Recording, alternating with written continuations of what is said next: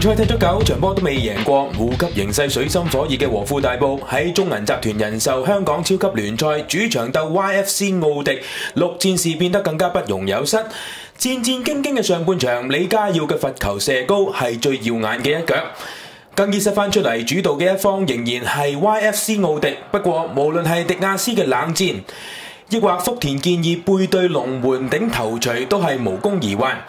85分鐘，夏迪巴利入替福田健二，整場比賽出現翻天覆地嘅變化。補時4分鐘，呢部基內亞坦克喺禁區跌低，球證情愛組毫不猶豫判 YFC 奧迪得到12碼，因為呂志興犯規。